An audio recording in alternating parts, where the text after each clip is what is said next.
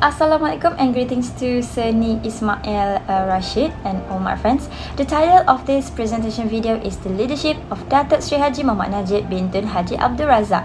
Let me introduce my group members.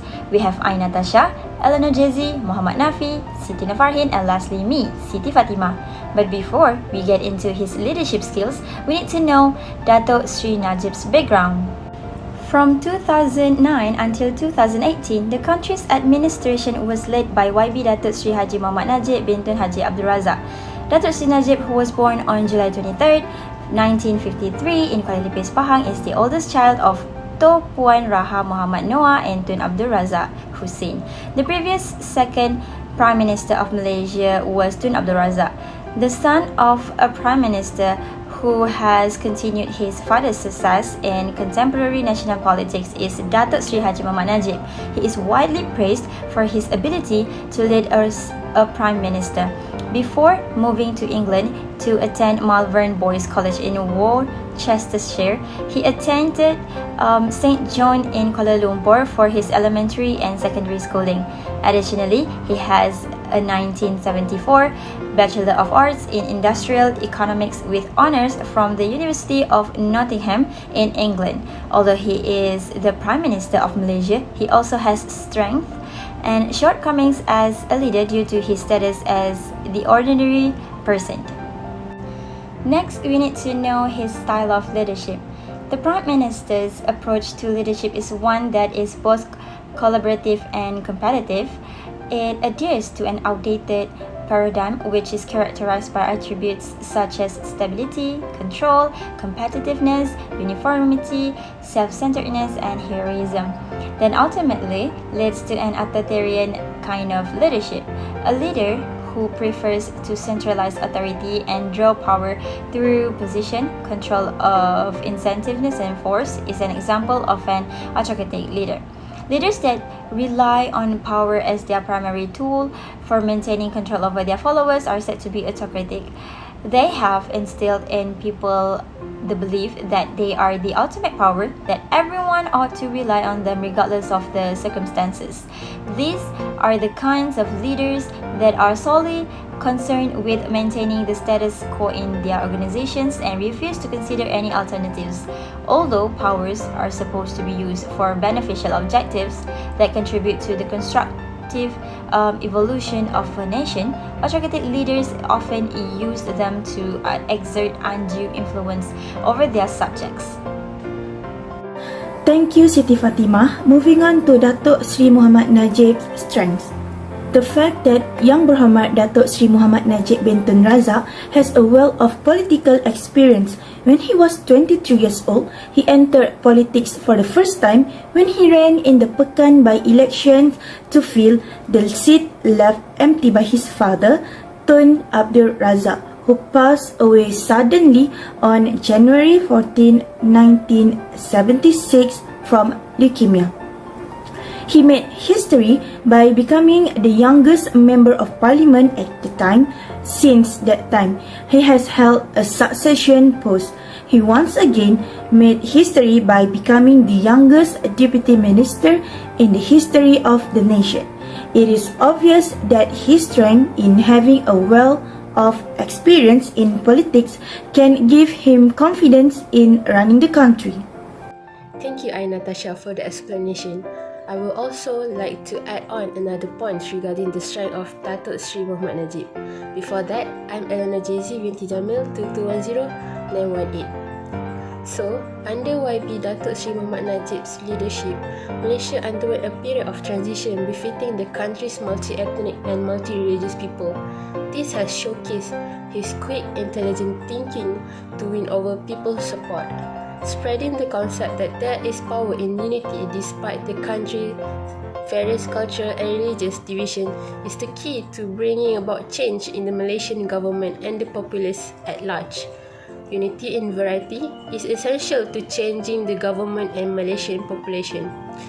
YB Datuk Sri Muhammad Najib's fast action to win over additional followers is indicative of his innovation thinking and capacity to revamp an old concept into something truly special. Yang Berhormat Datuk Sri Najib does not avoid making blunders either. Money corruption is one of the flaws he's committed during his reign. As example, one Malaysia Development Berhad scandal or 1MDB. Is there anyone unaware of it? The whole globe is aware of this scandal, not just Malaysia. Based on online journal The Guardian, in 2015, a document leak reported in The Age, Sarawak Report, and the Wall Street Journal showed that Dato' Sri Najib had channeled over 2.67 billion ringgit into his personal bank account from 1MDB. The Malaysia Anti-Corruption Agency (MACC) was about to issue a warrant to Dato' Sri Najib. His administration declined to assist inquiries in the United States, Singapore, and Switzerland. The Prime Minister was exonerated of all charges by the Najib-appointed Attorney General in 2016, who also declared that the matter had been completely resolved. Alright, continuing on with his witnesses. Aside from being charged with wrongdoing in relation to the State Investment Fund 1MDB, YB Datuk Sri Mohamed Najib was also accused of abusing his position as Prime Minister by providing government guarantees on SRC International's RM4 million loan from the Retirement Fund Incorporation. SRC International used to be a branch of 1MDB, a company with ties to the government. The money was allegedly transferred to his bank account, which was also used in the 1MDB case. He was also accused of tampering an audit report before handing out to PAC. YB Datuk Sri Mohamed Najib, his family and other colleagues have been accused of embezzling huge amount of money to buy luxury items and places across the world, including valuable artwork and real estate. That's all from strength and weaknesses of Datuk Sri Mohamed Najib. We continue to the next part. This section, we will talk about Dato' Sri Mohamed Najib leadership traits. So let's go! Based on the observation and research, Dato' Sri Mohamed Najib has his own self-confidence. Being confident is one's abilities and competencies is a sign of self-confidence. Self-assurance is another quality that aids in leadership. Dato' Sri Mohamed Najib's leadership has a lot of self-confidence in his ability to lead. Even though he was just 20 years old at the time, he has a courage to replace his father's seat in the election. Moving on to the next traits. Dato' Sri Mohamed Najib is a leader who has determination in his work. He committed to give his people comfortable assistance. The fact that numerous forms of assistance for Malaysians' welfare were implemented under his reign serves as proof.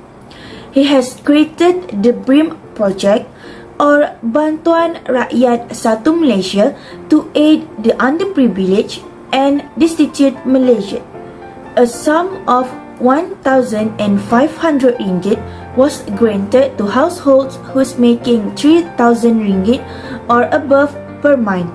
According to the studies, a trait is a defining characteristic, quality, or enduring tendency of a person. Traits are part of how we are born. Dato' Sri Najib Razak shows compassionate and loving characteristic in his leadership as he used the authoritative system management, where it benefits Malaysia's lower-income citizens and Malaysian people can live with harmonies with the One Malaysia concept by him. Besides, Dato' Sri Najib Razak shows the power of dedication as he launched the Bantuan Rakyat Satu Malaysia initiative for the Malaysian people, which known as BRIM. He also used the legal authority to develop and launch the Mass Rapid Transit Project, MRT, to lessen the burden on those with low incomes, especially before these people. All of these citations are the proof for Dato' Sri Najib Razak as leader.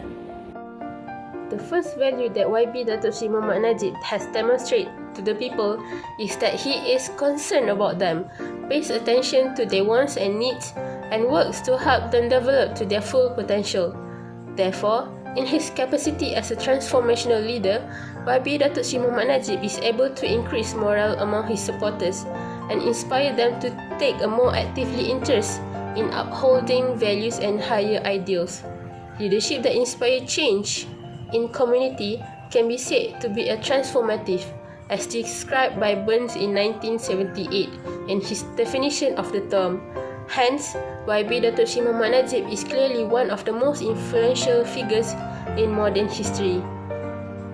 The expansion of businesses and the economy are two other core values of YB Datuk Sri Mohammad Najib's approach to leadership. Commonly abbreviated as GTP, the Government Transformation Program is a people-centric reform effort. The new economic model was proposed by YB Datuk Sri Mohammad Najib, and it continued measure to facilitate corporate expansion, development and investment. He has launched a new plan called the ETP despite the ongoing economic crisis in Europe and North America. Considering that Malaysia is a multi-ethnic country, he is trying to close the economic gap that exists among the many ethnic groups and regions in Malaysia. His GTP reform are not only good for the government but also give back to the people. That's all from me. I'll pass to the next presenter. Thank you. Regarding to the Datuk Sri Najib Razak's leadership, there are a few types of leadership theories that can be related to him, such as threat theory, contingency theory, situational theory, and behavioral theory. Threat theory can be identified in Najib Razak's leadership upon the MRT's plans because he has the characteristic in giving those initiatives to the Malaysian effectively.